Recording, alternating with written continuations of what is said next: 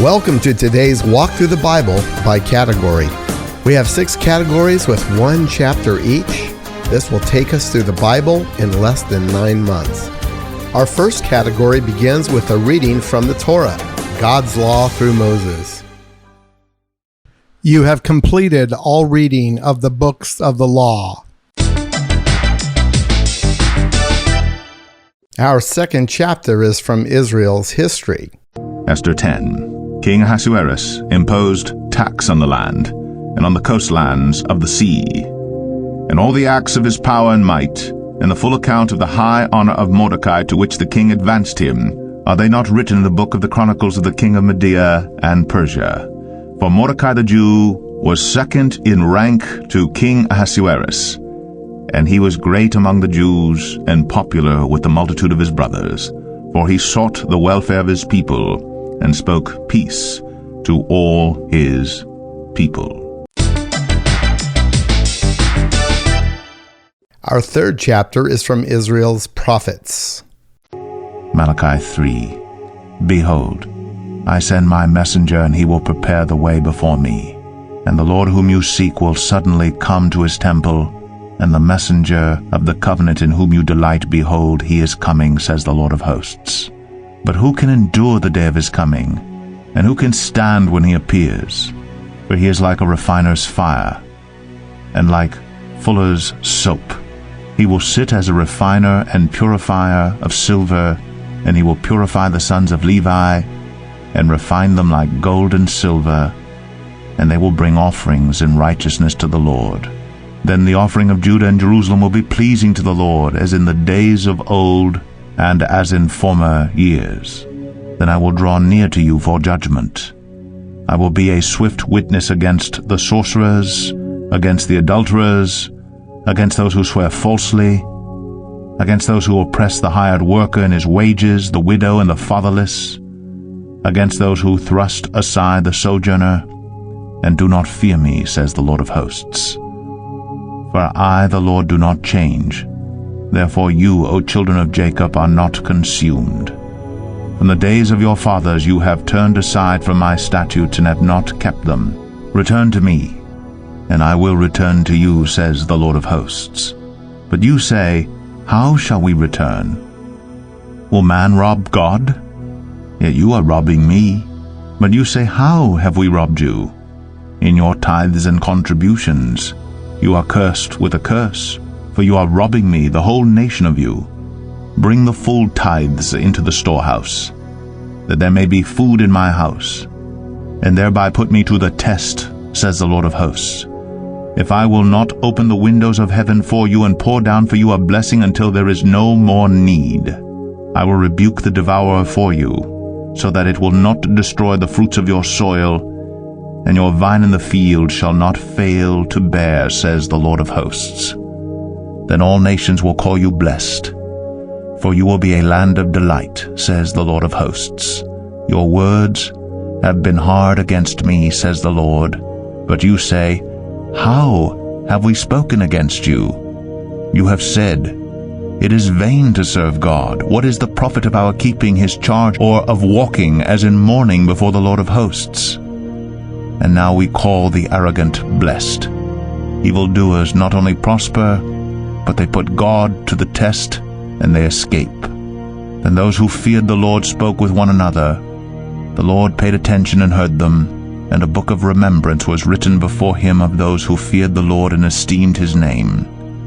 They shall be mine, says the Lord of hosts, in the day when I make up my treasured possession, and I will spare them as a man spares his son who serves him. Then once more you shall see the distinction between the righteous and the wicked, between one who serves God and one who does not serve him. Our fourth chapter is from Israel's wisdom and poetry. Psalm 49. Hear this, all peoples. Give ear, all inhabitants of the world, both low and high, rich and poor together. My mouth shall speak wisdom. The meditation of my heart shall be understanding. I will incline my ear to a proverb. I will solve my riddle to the music of the lyre. Why should I fear in times of trouble? when the iniquity of those who cheat me surrounds me, those who trust in their wealth, the boast of the abundance of their riches. Truly, no man can ransom another, or give to God the price of his life. For the ransom of their life is costly and can never suffice, that he should live on forever and never see the pit.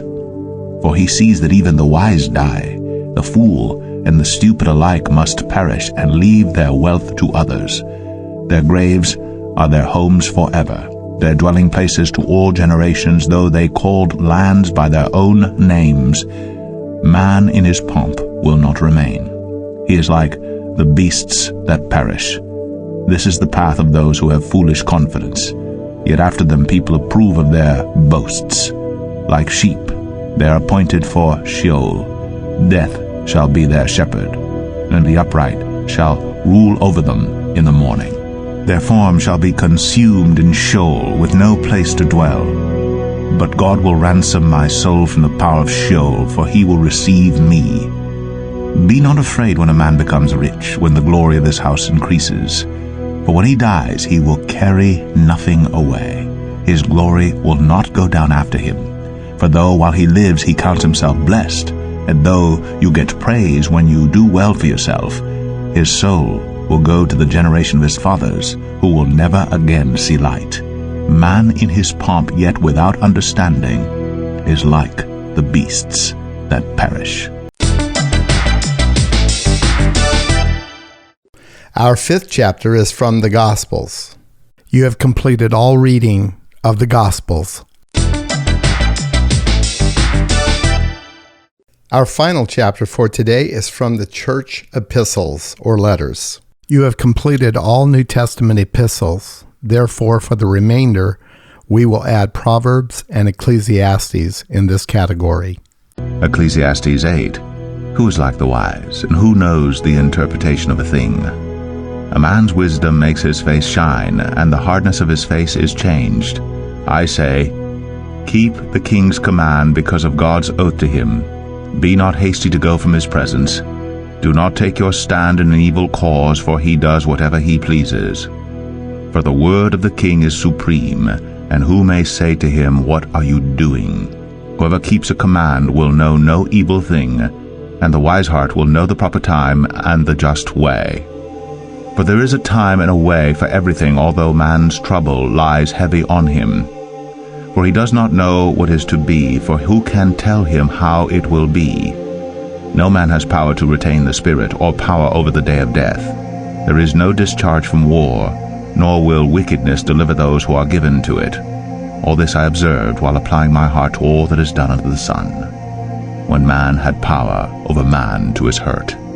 Then I saw the wicked buried. They used to go in and out of the holy place, and were praised in the city where they had done such things. This also is vanity, because the sentence against an evil deed is not executed speedily. The heart of the children of man is fully set to do evil. Though a sinner does evil 100 times and prolongs his life, yet I know that it will be well with those who fear God, because they fear before him. But it will not be well with the wicked, neither will he prolong his days like a shadow, because he does not fear before God. There is a vanity that takes place on earth, that there are righteous people to whom it happens according to the deeds of the wicked, and there are wicked people to whom it happens according to the deeds of the righteous. I said that this also is vanity, and I commend joy. For man has no good thing under the sun but to eat and drink and be joyful. But this will go with him in his toil through the days of his life that God has given him under the sun. When I applied my heart to know wisdom, and to see the business that is done on earth, how neither day nor night do one's eyes see sleep, then I saw all the work of God, that man cannot find out the work that is done under the sun. However much man may toil in seeking, he will not find it out. Even though a wise man claims to know, he cannot find it out.